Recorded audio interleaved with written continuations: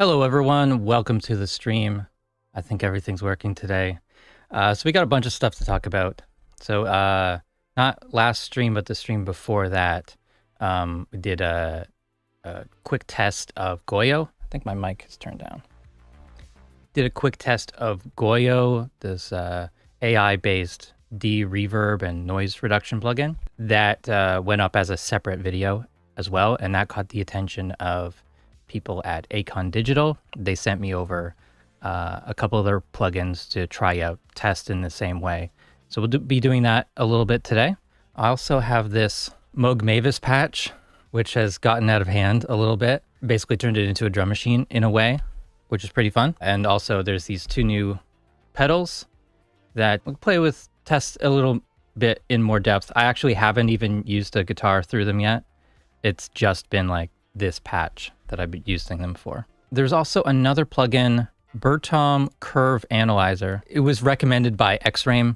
I haven't used it yet. I've not read the manual or anything like that. But in the idea of testing frequency response and things like that, of what plugins do and all that kind of stuff, I think it's a useful plugin, or it seems like it is, at least recommended by X-Ray, and I trust him.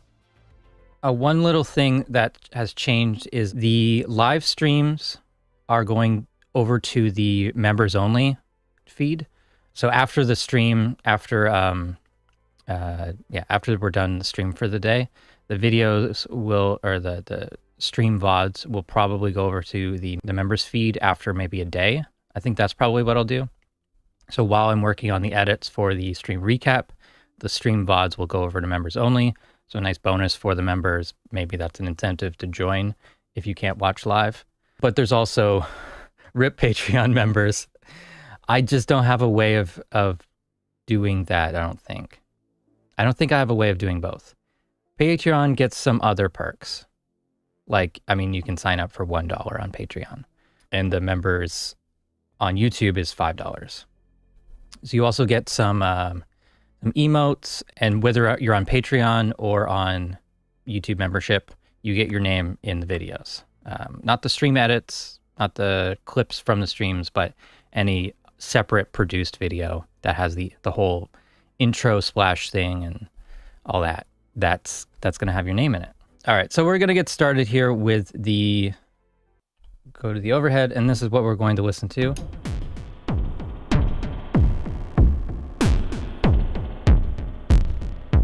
So I'll just play around with this patch for a minute, and then I'll explain it.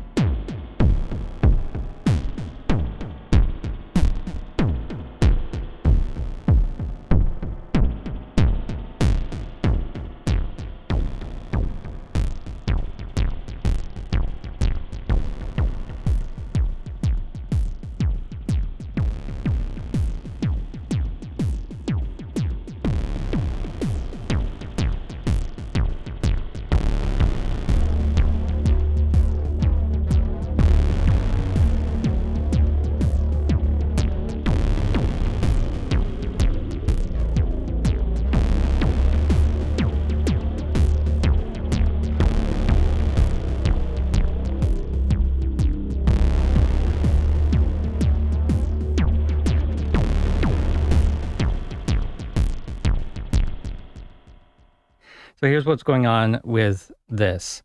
Everything's triggered from this 16-step sequencer. Only using 8 steps. I could use 16, but doesn't matter. It's sending like a low voltage when it's down here in this position, and a high voltage when it's up there. So the CV output connects to I got it on the mult just in case I want to connect it to multiple things, but that's right now connecting to the cutoff voltage. Whenever each step happens, it takes whatever voltage is set by these potentiometers, and that's going to move the cutoff frequency for that step. The step output, the gate output of the sequencer, is going to the gate input of the Mavis. Step 1 output, so whenever the sequencer hits this step, it also triggers the racket drum synth. So the drum synth on its own, it does that. It's much louder without the trigger input. I don't know how to fix that. That's what's happening there. This is just doing like a bass drop sort of thing with that. In terms of patching on the Mavis, we got the audio out. We've got the VCO going into input 2 of the mixer. The LFO, which goes up to audio rate, goes into the 1 level knob here, which is just mixing in that oscillator, the LFO as an oscillator into this. These two, so the VCO and the LFO, get combined with the wave folder. I'm modulating LFO rate from the sample and hold, which is sampling the VCO. I think that's all the patches. So it's gate from here, modulating the cutoff filter, which I also have set to the envelope generator. So it's going to follow this shape plus whatever I kind of multiplied or added from here. And then all of that output goes into a Behringer mixer, which has some sends out to a digital delay and a reverb. Is the trigger on the racket velocity sensitive? I wonder if the non-pad input is just a full volume. Trigger on this is just a piezo contact mic. I think it's just because I had the sensitivity all the way up.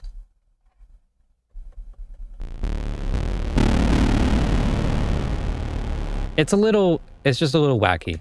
It's just a little like $60 kit, something like that. I think this probably doesn't put out the same voltage that this expects to see, or the wrong shape maybe. The wave folder takes the oscillators and like mashes them together, kind of. I saw a video on wave folding. I still can't explain it. So yeah, that's how that works.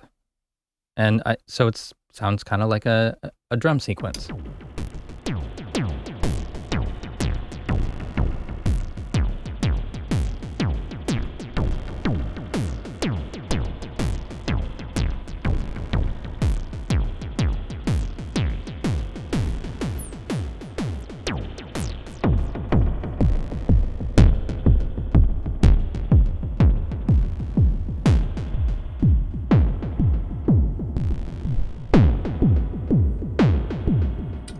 The LFO rate is randomly being adjusted based on the pitch of the oscillator through the sample and hold. But I could do LFO rate from the sequence input.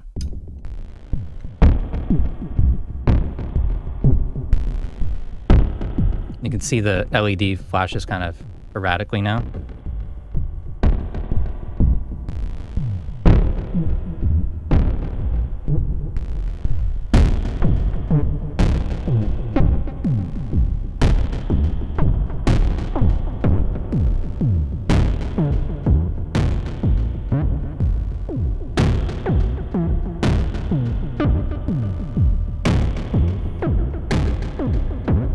I could also change that so that instead of modulating LFO rate, I'm modulating the pitch.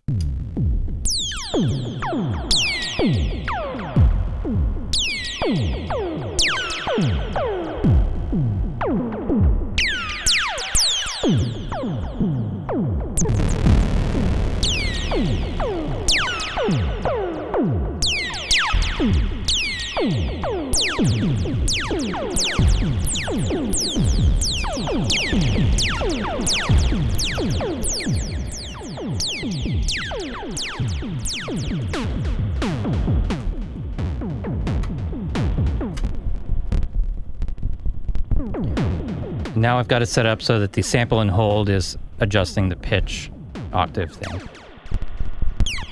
which is a little too random, really.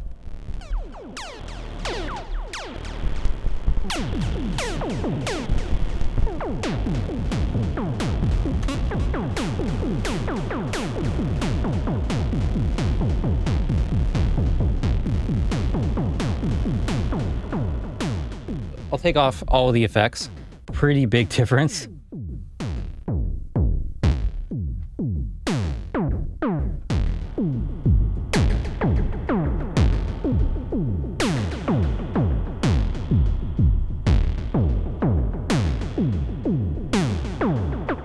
So I can't sequence it so it's like no voltage, which is unfortunate. It still triggers something every gate. Unfortunately, it looks like I'm getting into modular. Clearly, the effects do a lot to change the sound. So this digital delay is the Boss Digital Delay DD7. And I don't know, there's a bunch of modes for different delay times and styles. There's a hold mode, which sort of like samples it and it plays it back. There's a reverse mode.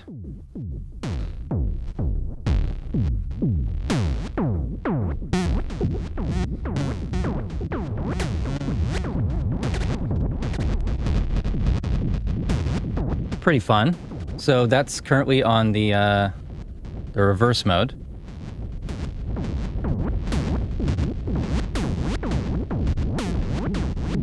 Let's go over to the analog mode.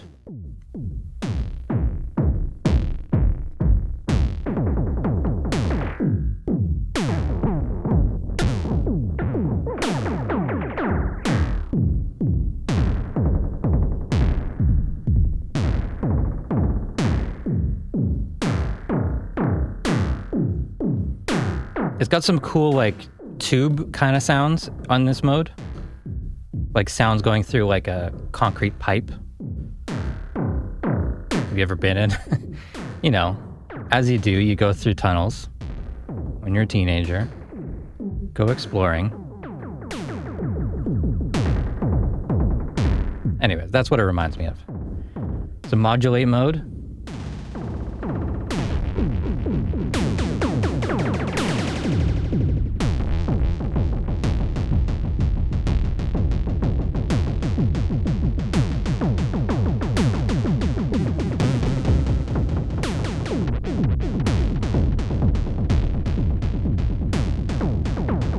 So there is like a tap tempo thing. For set tempo, press and hold for 2 seconds. So I press and then I think I hold it again.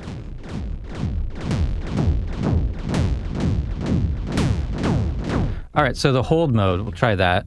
So you double tap it.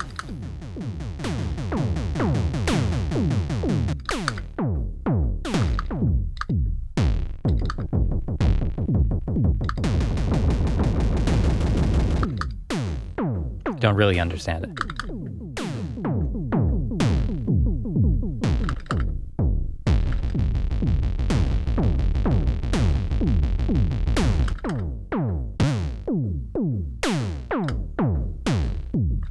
Yeah, I don't really understand the hold one. There's also an external expression pedal input. There's a 50 millisecond mode, which, you know, I don't really know why there's more modes for time. I guess it just gives you more accurate control over specific delay times. Yeah, it seems like the minimum time changes when the maximum time changes.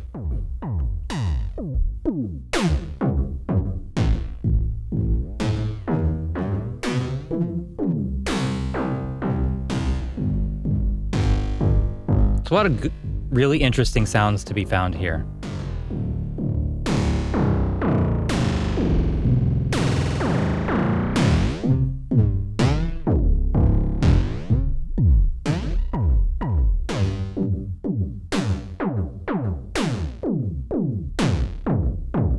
All right, so that's a 50 millisecond setting. Here's 200 milliseconds.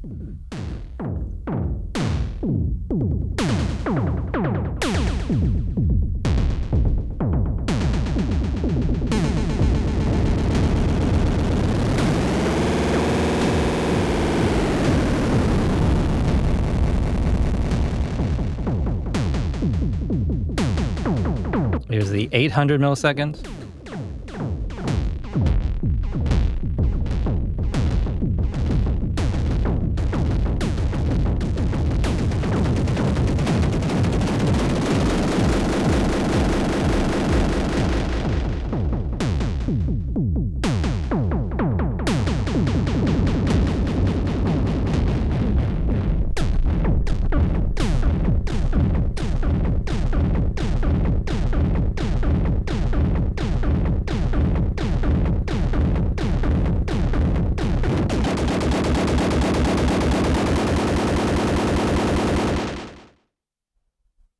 Okay, and there's a 3200 millisecond mode. I'm just going to let through like single sounds. That's a pretty long delay.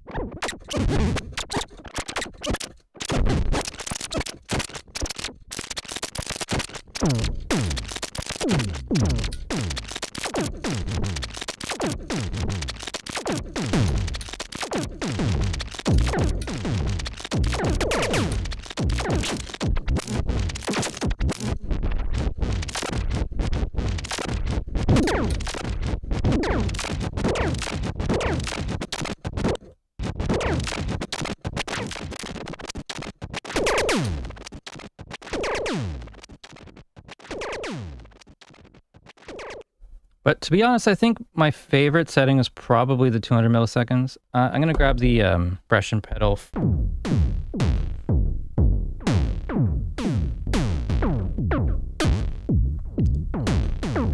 It seems to be controlling like the mix, I think.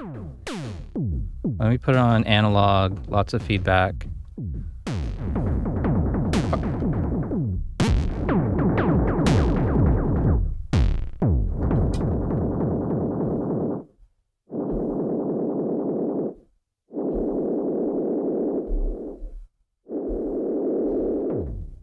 This pedal is the RV-6 Reverb. Let's go through the different modes. There's a plus delay, shimmer, dynamic, room, hall, plate, spring, and modulate. I think the dynamic mode needs an expression pedal. I'm not really sure. There's controls for effect level, tone, and time. So we're on the plus delay, so it's a reverbed delay.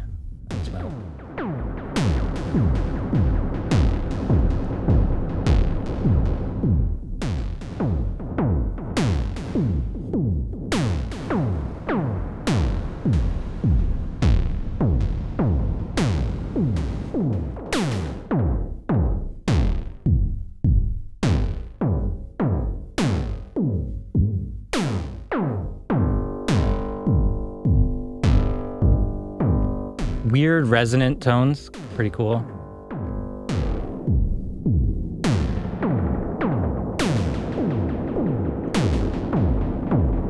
As much as I love plugins, it's so much harder to get weird sounds, especially like the glitchy things that we're seeing with the digital delay when I was putting the feedback all the way up.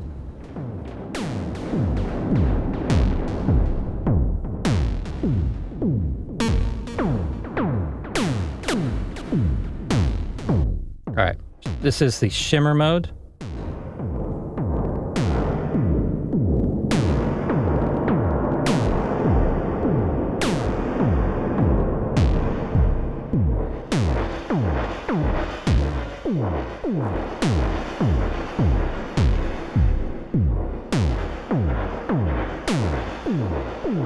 I don't really like that.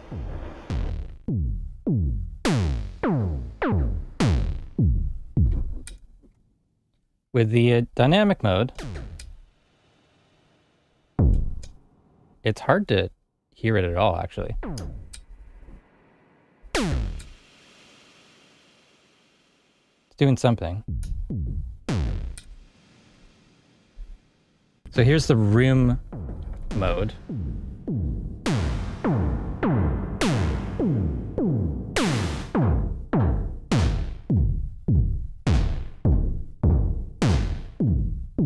Interesting, like, early reflections on this one.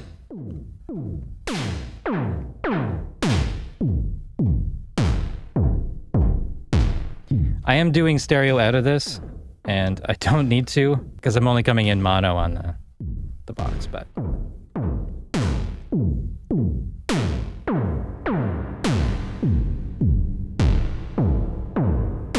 think there's a bit of modulation on this one. Just a little bit.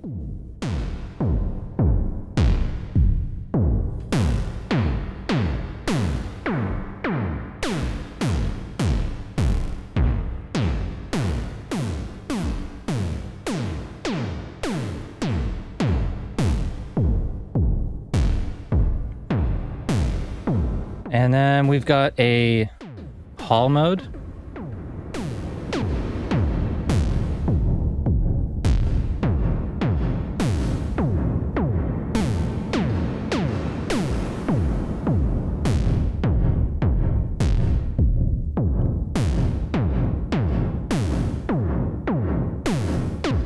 The pre-delay on that one is very weird.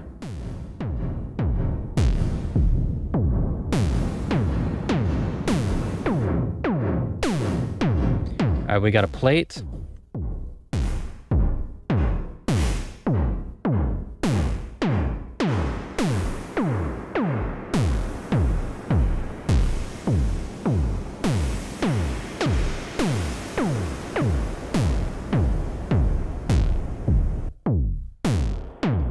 And a spring.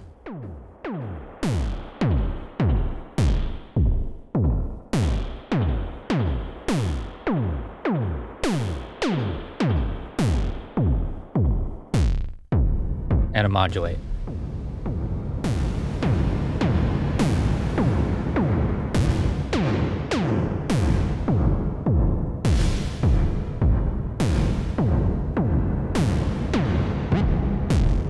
I think my favorite is the spring.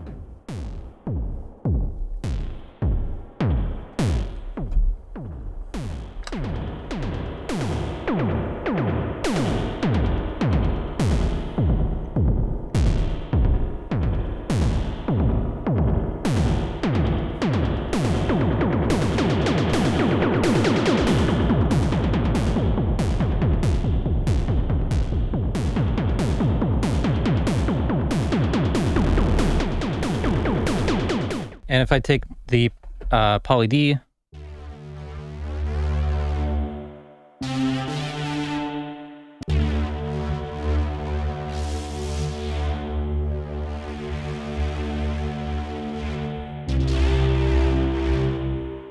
and I'll turn off the modulation and distortion on that. And then turn off the reverb. So it's not going through the pedals anymore.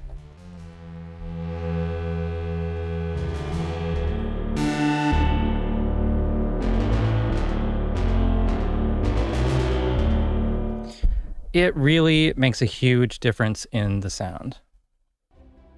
I would like to actually play with the pedals a little bit more, but I want to at least move the synths out of the way. It's such a tangled mess. It's awful. I forgot to put the expression pedal on the reverb. Well, I guess it's not too late to do that. Just gonna tune the guitar.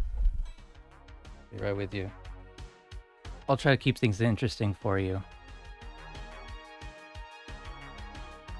There you go.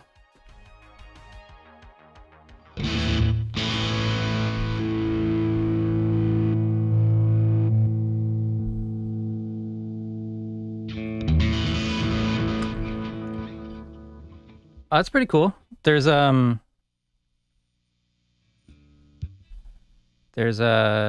like a carryover effect with the delay.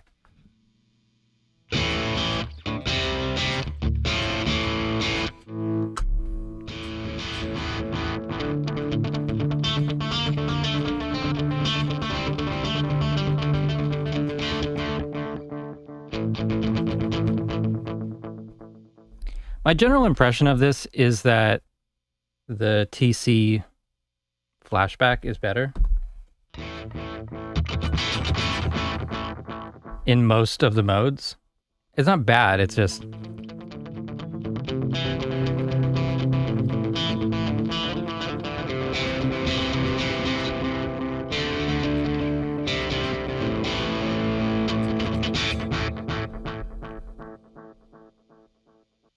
all right, so this is the modulate mode.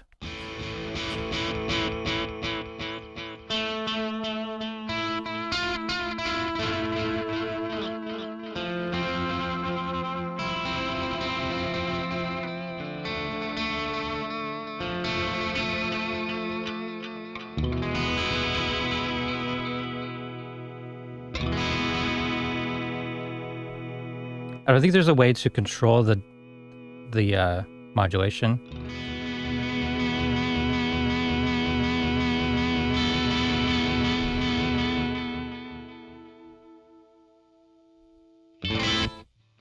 Oh yeah, that's the hold mode.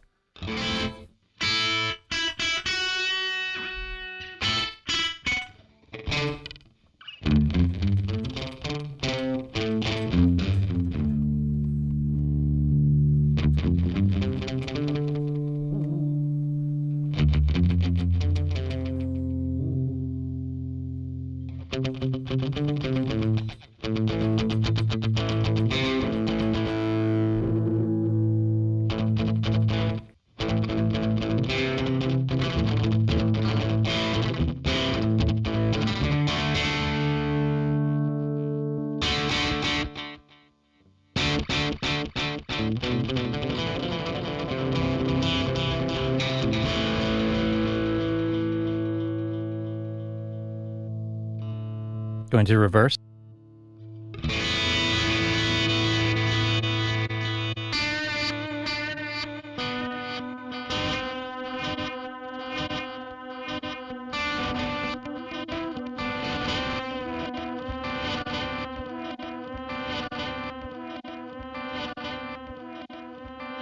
All right, let's go over to the reverb now. Let's put this on the plus delay mode.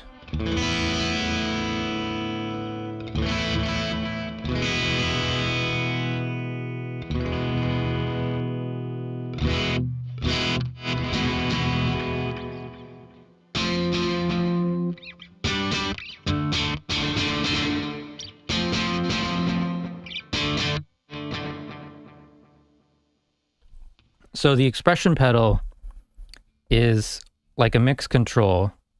The guitar already goes through the reverb and then it's blended in. So I don't know, it feels like an input level, but then the sound is different than I expect.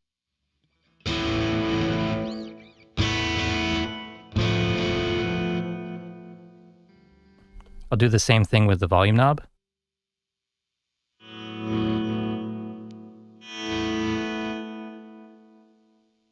Which I think is a much nicer effect. It fades in.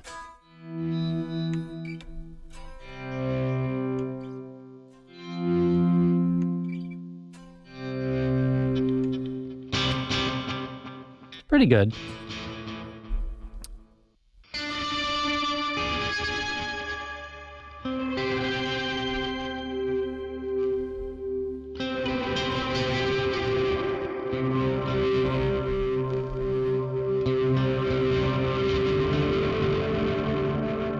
This is the shimmer mode.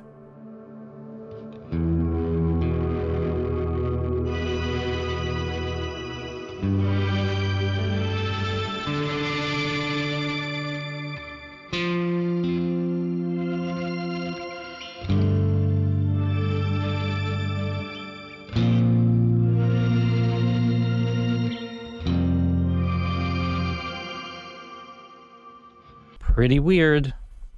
All right, dynamic mode.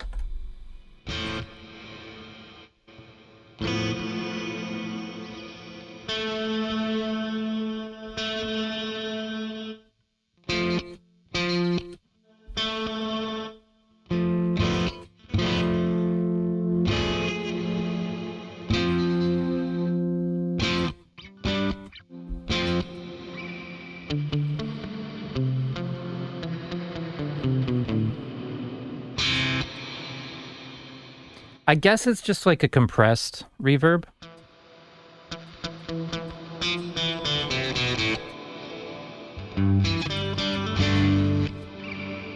It kind of blooms up after the note, but it's not quite right.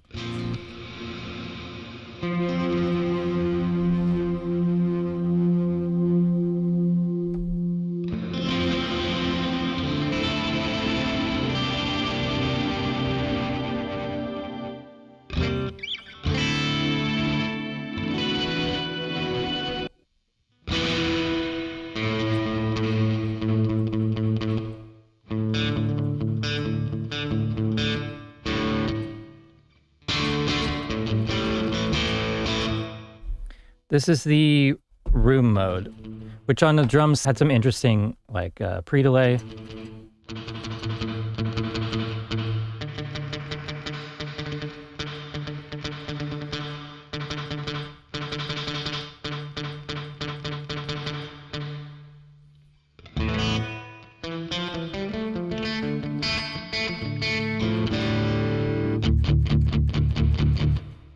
Probably fine for like just adding a little subtle space to it.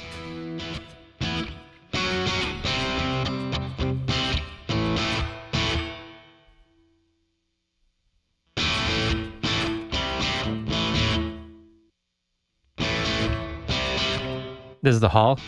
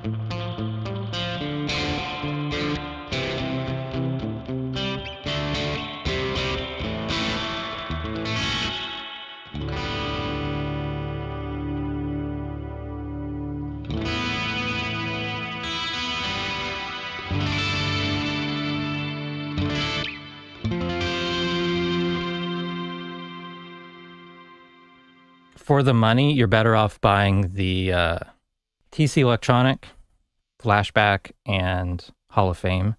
These don't sound bad, but those sound better. And I think they're probably even cheaper.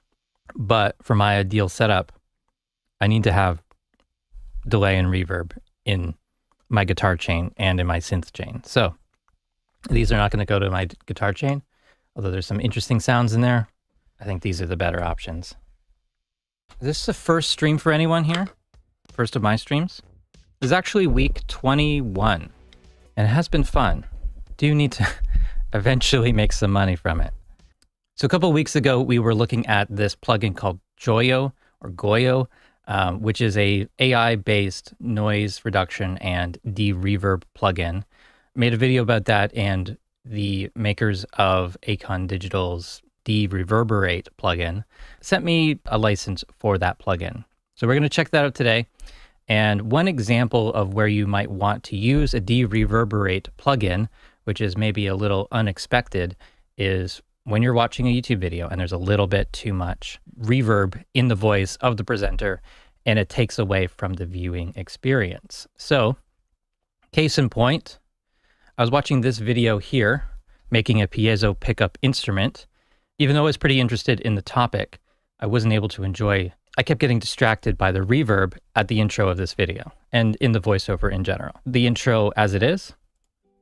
Hello and welcome back to Switch and Lever. So as you may have seen from some previous videos on this channel, I do enjoy experimenting with sounds and music. Okay, so keep that sound in mind. We're gonna go over to my caster, ground control caster, which I've talked about in previous videos. This is the tool that I use to monitor different sound sources and get them set up for stream. So that's how you're hearing when I play the YouTube video from Firefox. It goes into this app and then out to stream on this channel. And on this individual track, I can add in a plugin in audio unit format, such as Acon Digital's Deverberate 3. I've got this set up so that the A and B modes, the only difference is a -6 dB, -7 dB difference on the D reverb. So here it is playing. Hello and welcome back to Switch and Lever. So as you may have seen from some previous videos on this channel, I do enjoy experimenting with sounds and music. Even though I'm not much of a musician myself. Today I thought we would look at constructing our own piezoelectric contact microphone and use it to record some really cool sounds. So let's get started. So the way that I've got this set up here is I'm taking out the reverb of this, really of the entire video, of everything that I listen to through Firefox when this is running. And I think something like a -7 or so dB decrease in reverb makes that voice a lot easier to understand, to hear it. Welcome back to Switch and Lever. So as you may have seen from some previous videos on this channel, I do enjoy. But keep in mind, you know, this is cleaning it up at the last stage at the listening level, which is not really ideal. But I'm going to keep that there, you know, because that's a convenient thing that I can do on my system. The ideal thing is that he uses a tool like this to clean up his dialogue in the production phase so that it doesn't get out to YouTube in this state. It's a cool video though, by the way. So Deverberate is from Acon Digital. The cost of this is $99. They say it's based on deep learning, which is another AI sort of thing. It's pretty simple. It's similar to the GOYO plugin that we looked at the other day. It can kind of do the same thing, but with a lot more control and with visual feedback of what's happening, and you can really tweak things to your liking. So this is available VST, VST3, audio unit, AAX, so all formats. It's like a, you know, professional tool. When you first load it up, it's going to start off with the reverb completely off. And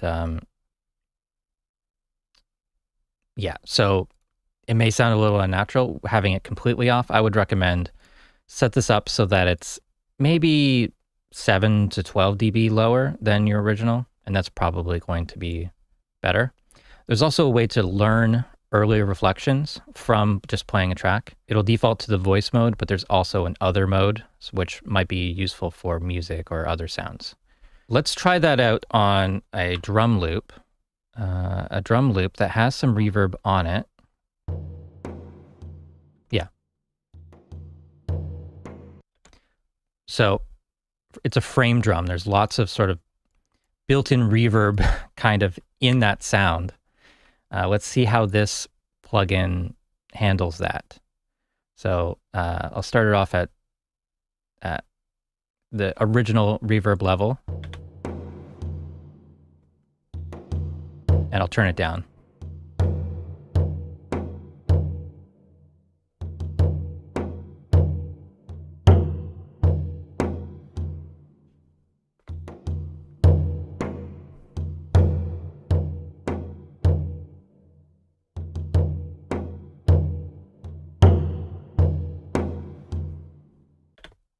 Pretty effective. It doesn't kill the sound of the drum really either, which that's great.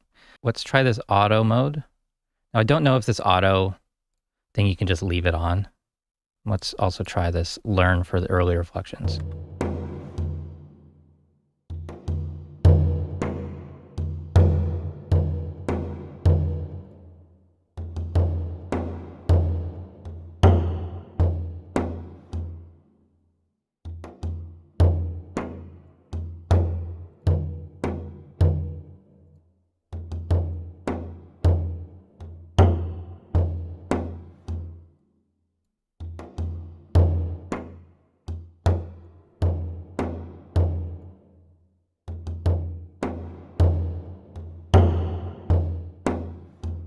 We can also make it so that we can only hear that reverb.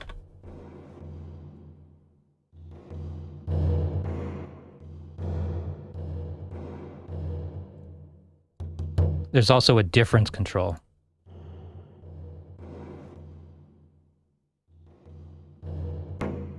which is like what gets removed. And that's similar to, it's probably the same as using the Delta Solo in Reaper. There's also an emphasis control, which I haven't really looked up what it does. You can, I guess, emphasize or de-emphasize some sort of aspect of that reverb to help remove it.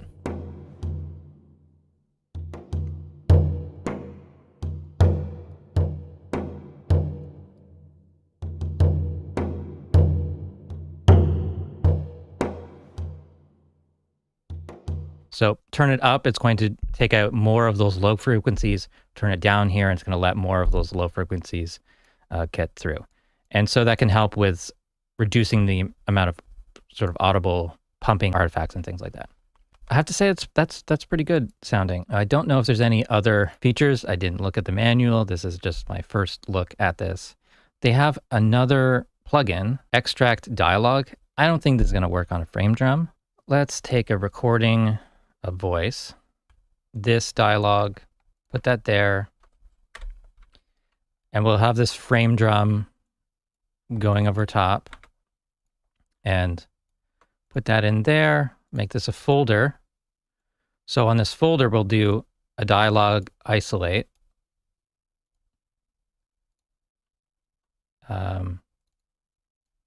And see how this goes. So ignore my voice, ignore my live voice while we play this back. So, so who's here today? We've got Chris Butler, we've got Jason here, Davi's here, Joe Clar Music's here. Miss anyone? I don't want to miss anyone. Adrian's here, XLO's here. So it does get a little weird trying to do this sort of thing. I don't see like a learn function in this one or anything like that. But at the same time, it's pretty effective. It's like taking away a reverb and a drum. Here today, we've got Chris Butler, we've got Jason here, Davi's here. Miss anyone? Don't want to miss anyone. Adrian's here, XLO's here.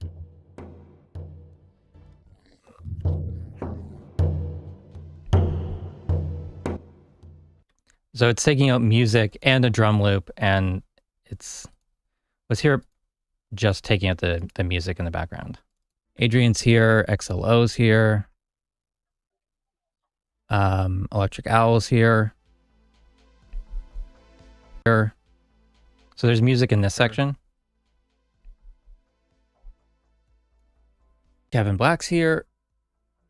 Is interlaced a free synth? No, it's there is a free version. So as long as that background music isn't too loud, you can pull that down. So this might be, I might end up using this for that sort of task. What do you guys think? When you compare the price they ask for their suites, if you do not own Wavelab or Isotope products, would you choose Acon? I don't have a lot of experience with this. My default has been to use Isotope, denoise, and all that suite of RX plugins since like version 2. But I don't always like working with that company. It ends up costing you a lot to stay current with that. I don't know about these guys. They've been around for a while. The plugins seem to work well. There are a lot of users. If you don't trust that larger company like Isotope, who is owned by another parent company, I don't know if Acon Digital are. I don't know. It's tough. It's a really tough to say. I can't take away my experience with Isotope. Their stuff does work really, really well. Price of the suites here, I don't know. The individual plugins are $99, but there is on Plugin Boutique, I saw there was some sort of bundle that starts at $39. So I don't really, again, I haven't really looked into this stuff that much. I just got this week, installed it last night. Useful tools for sure. You want some more examples of a Deverberate? Let's try that. Bought some of the Isotope stuff at promo price, then it gets really expensive if you upgrade them. Yes. Yeah, and unfortunately, I can't even use like older versions if you're on Mac. So I've had to buy upgrades multiple times. But I've been buying that stuff or using that stuff for a really, really long time. And I buy every other update, basically. So I'm on version 9 right now. If you use it, it kind of pays for itself. Like I use the denoiser plugin like in every project pretty much. It has been worth it. This is an alternative. Let's try this other mode, see how this works.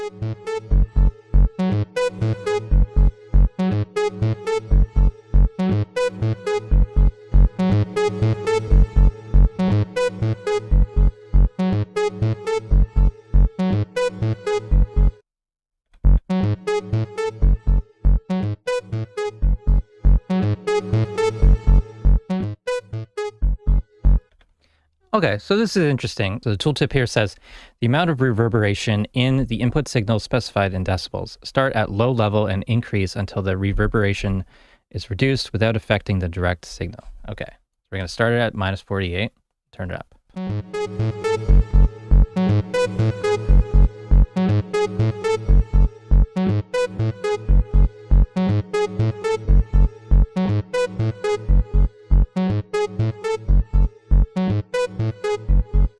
This is kind of like pulling out the reverby parts, but kind of ignoring the echoes. I don't think this is a perfect loop. There's no reverb on the first note. It's not a perfect loop, of course.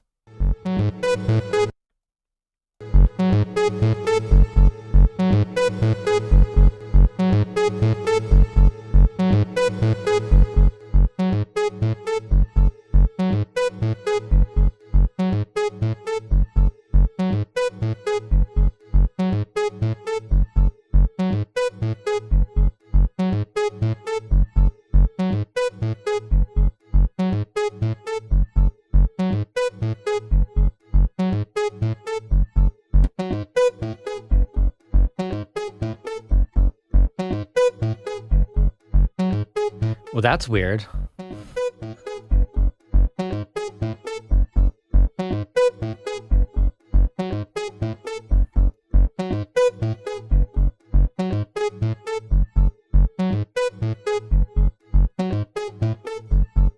Made a weird filter with the early reflections taken out.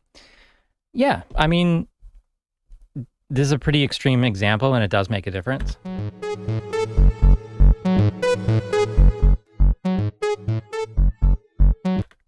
If I look at my other de-reverb plugins, like Isotopes, it's probably going to be worse, but it's worth a try. All right, so here's the Isotope version.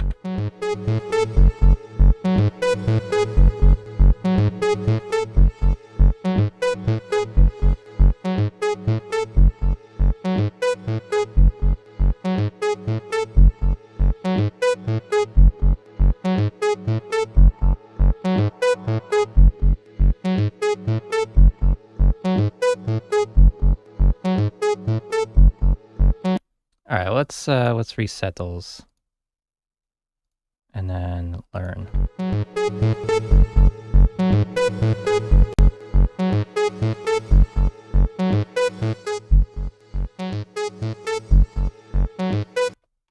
I feel like it's not taking out enough.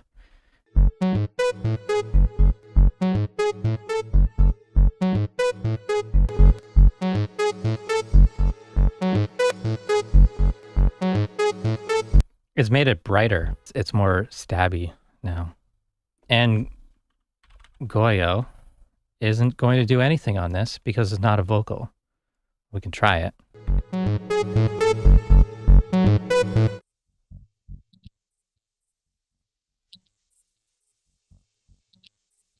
Like it's not seeing any voice there, so it's doing nothing. Something did come up with this in the comments.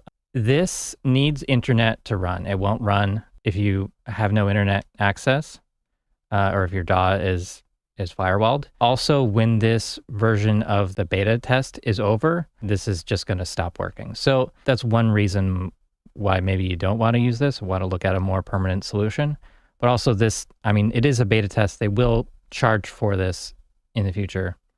They will expand on this in some ways.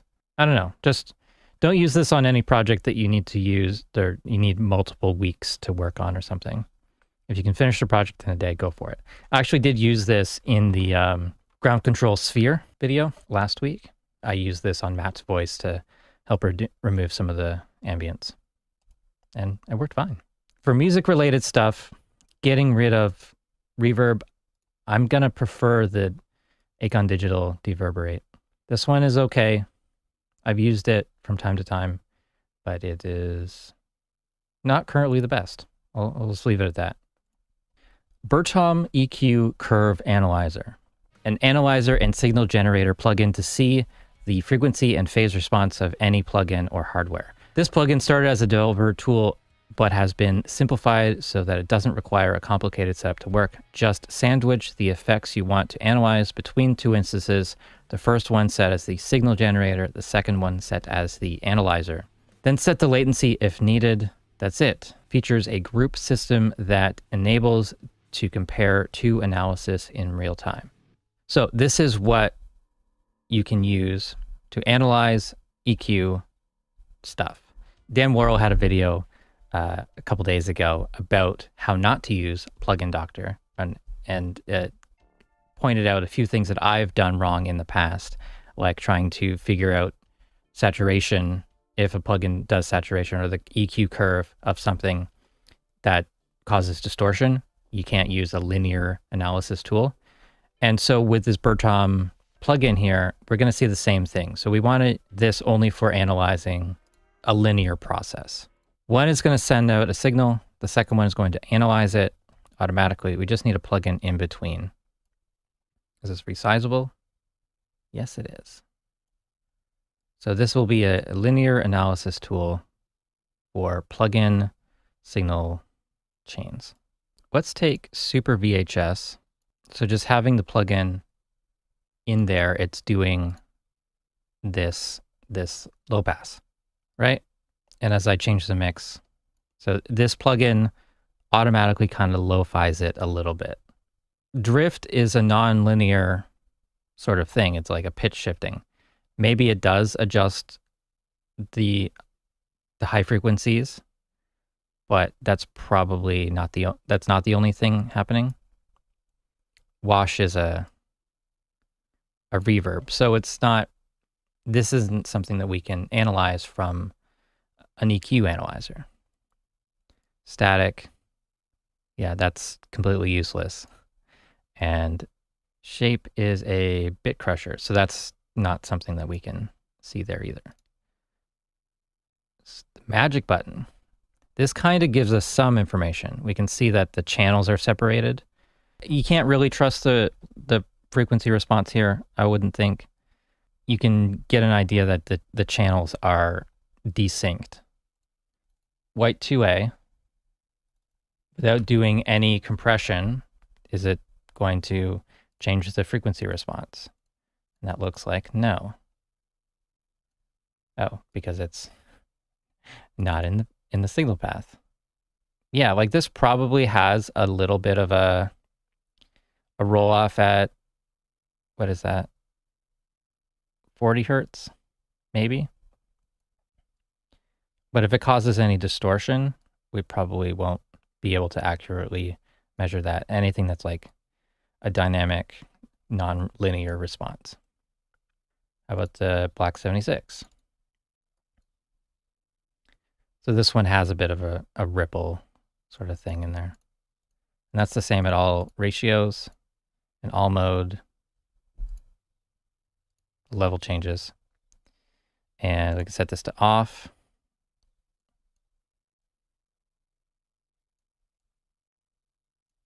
I don't know how accurate that is. Dan's video made me question everything I know about analyzing plugins. And whatever I learned yesterday is just that I don't know what I'm doing. Anyone else get that feeling if they watch that? The Chorus June 6 from Arturia is something that like I immediately notice that there's like a lo-fi effect. Yeah, if it's at 100% wet and there's like no modulation happening. Yeah, so like a roll off starting at 1,000 hertz, where we're like -6 at 4K. phase is real wacky.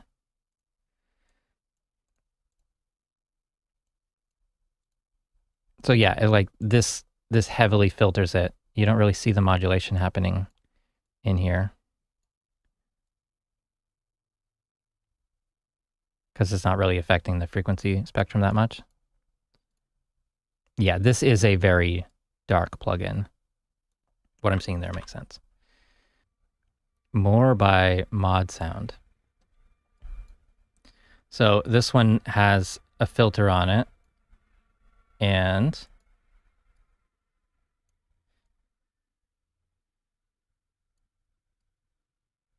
I don't know. It's one of those things, like if you have to listen to it and see like what is the frequency like does this correspond to what you're hearing? And I don't know if it really cuts off at 400 hertz. I don't really remember it filtering that much. Yeah, that doesn't seem right. Yeah, well, I don't know, guys. It's an interesting plugin, but I'm making myself bored from it. Yeah, for linear analysis, it seems fine. Actually, I am a little bit curious about one other plugin. I've got this prototype equalizer plugin that we might one day release. Not yet. It needs a UI still. But I'm just curious, like, what does it do?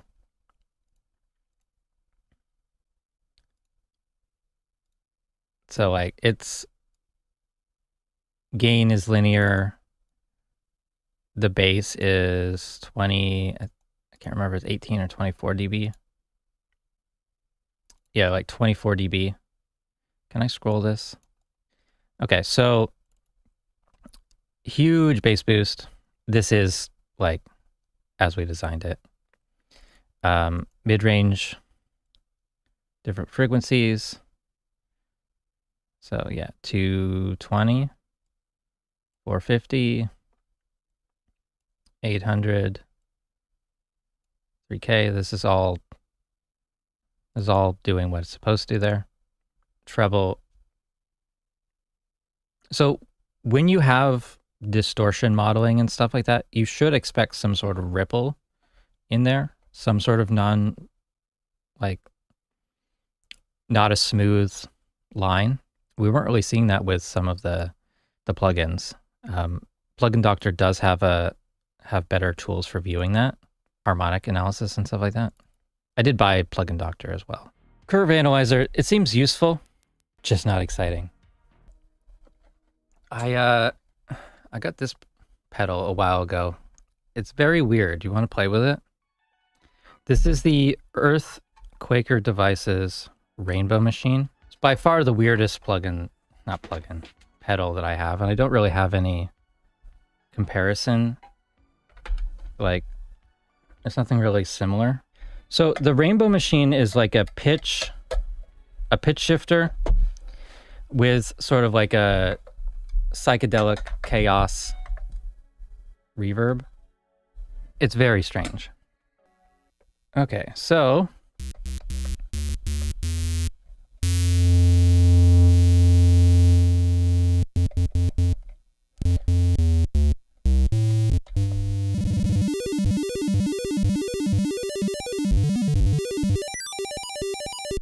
this is the 8-bit power synth from Rucci Electronics.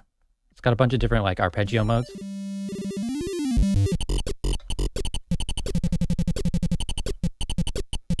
So it does bleep boop bloopy drums, and so this is octave, speed, mode, filter, volume. This switch is usually hold. So that's envelope off. Can't adjust the envelope. So you can drone in most of the modes.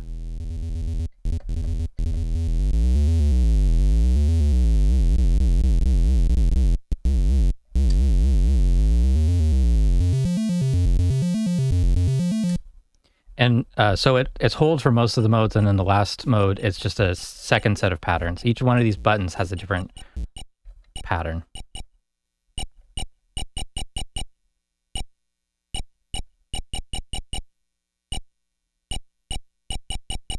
Oh wait, this.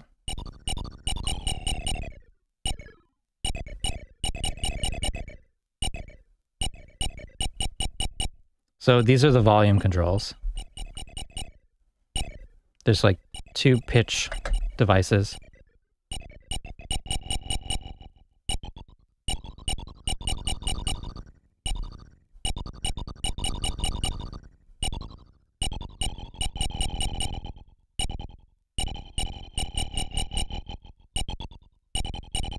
And then there's the magic switch.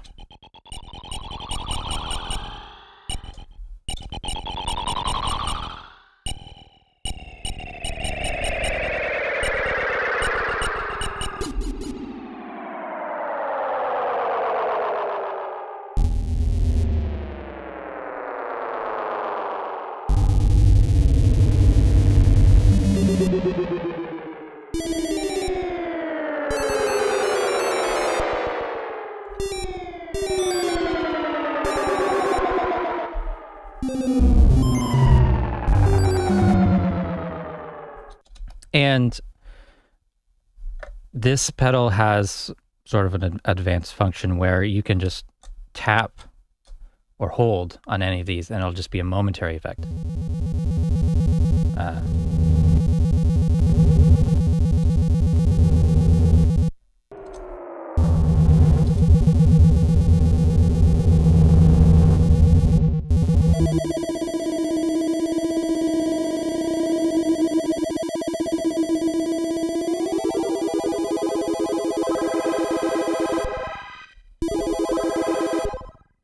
So you could have this one on and then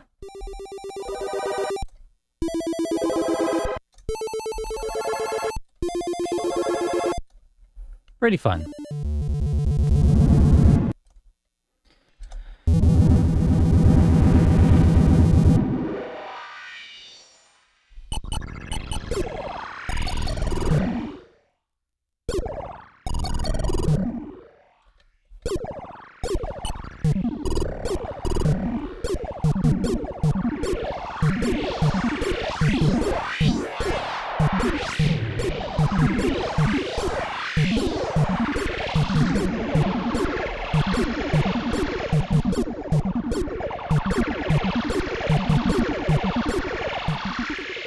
The biggest shame about the Rainbow Machine is it's not stereo. I think that's a huge missed opportunity there. But I do have lots of other pedals. Let's do this guy, digital delay.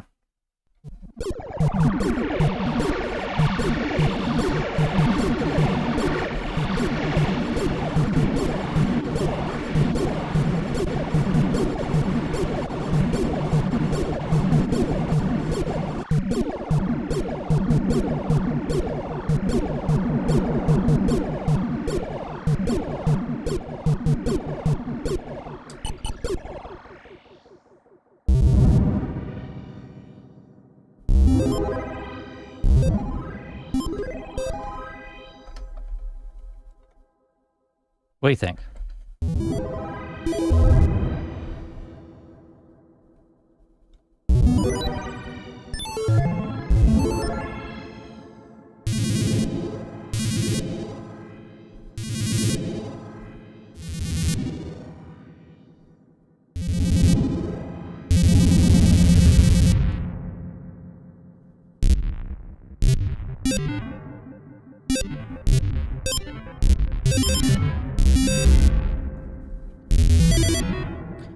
This one also has a CV in for the octave control.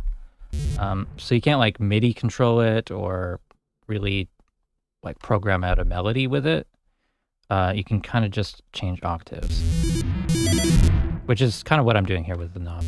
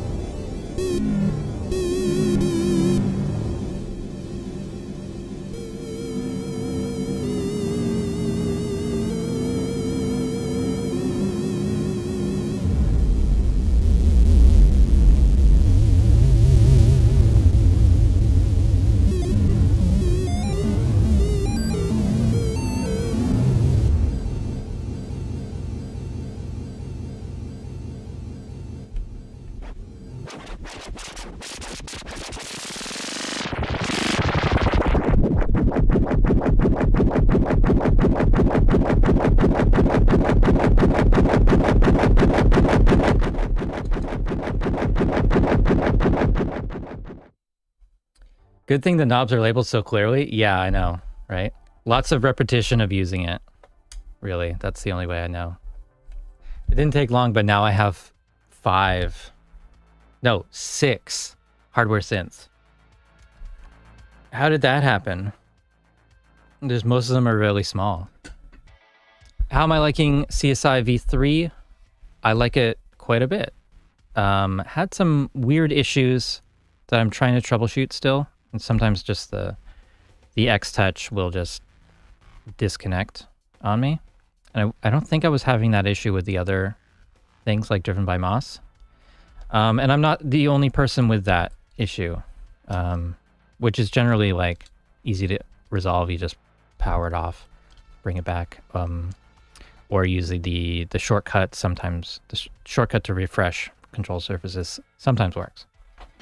I have not fully customized my things, just been like nonstop video editing, or what else? Playing with synths.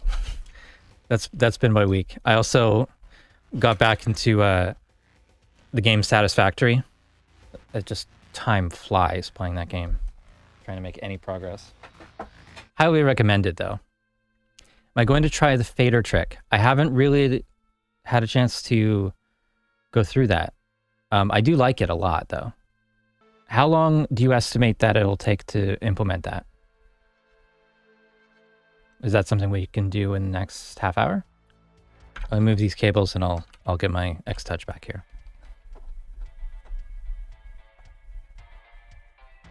Okay, so what we're gonna do now is attempt to set this up where the colors on the track control panels, when they're activated on the X Touch, like it changes colors so that you can see which bank of 8 are in use. So visually it should be more easy to see things. So this is a setup from the forum, which is Jerome in the chat right now. I'll try to go through this. So we're gonna edit the theme, tweak to my theme, color themes, RT config, layout A, MCP label. Try to find layout A.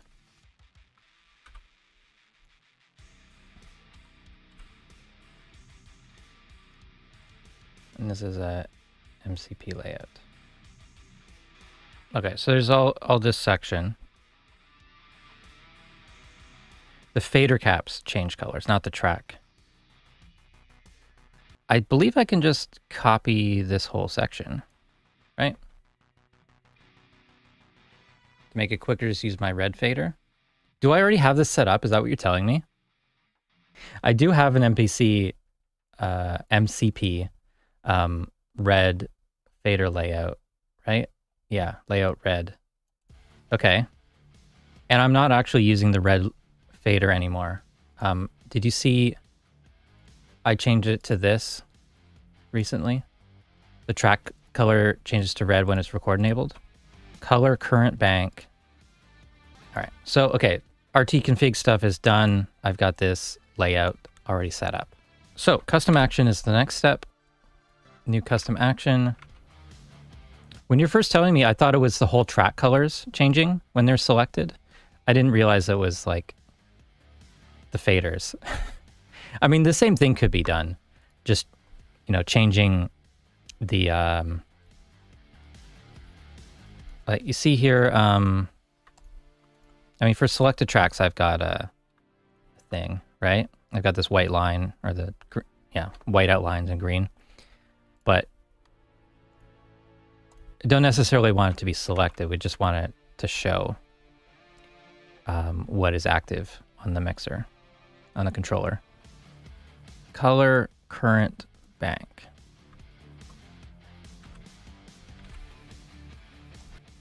Do you need to go to screen sets and layouts? Oh, I hate this thing. I have so much trouble with this menu. Red. Okay. Mixer panel red. Make it have, just make it be drop downs, each one, instead of the click to select thing. Very annoying. All right. And then in CSI, change button.zon to not use. Okay, so you comment those out, and then instead you're doing save track selection, bank track, unselect all tracks. There's a lot of steps. Well, definitely going to copy and paste that. Okay, let's go up to CSI, go to my Xtouch custom, go to buttons.zon, open with Lime text. Okay, find bank. Bank left.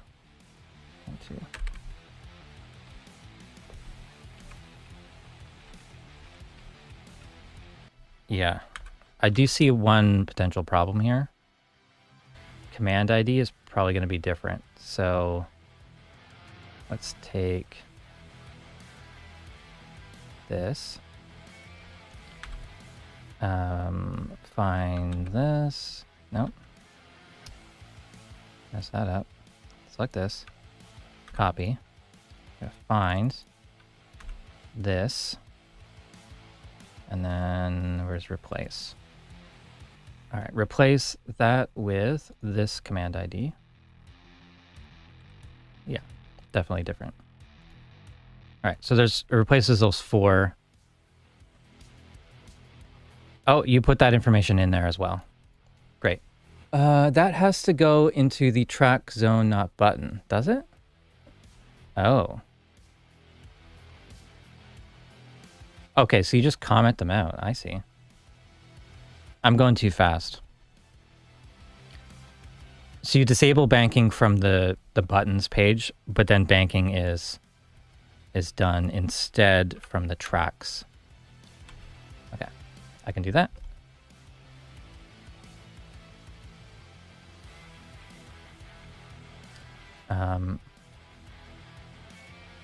Just anywhere, I guess.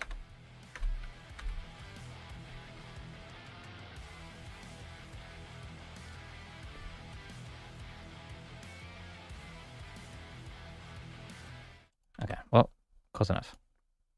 I don't care that much about, what is it, Alt F1 reloads. I don't think that is working. It's doing something. It's just not loading the mixer panel red.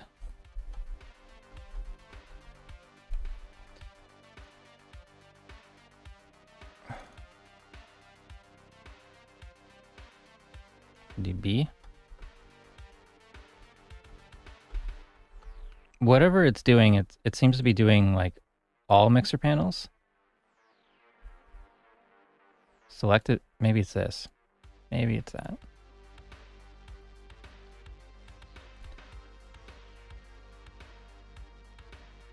Okay. There we go. That's what it was.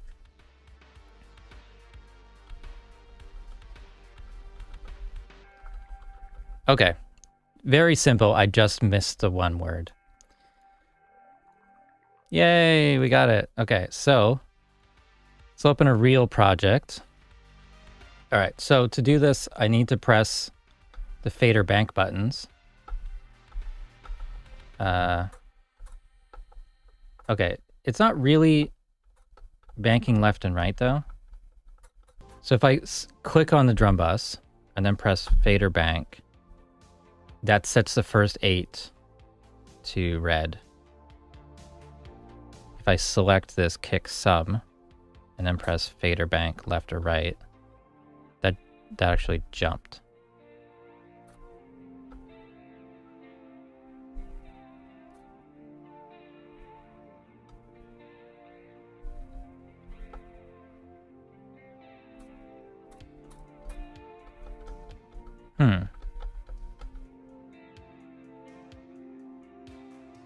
Okay, I want to look at the actions for banking right, because they look different. They seem to be different than banking left. Oh, I missed a letter. So that's my fault. Oh, and I made a mistake again. That's why. So if I press this,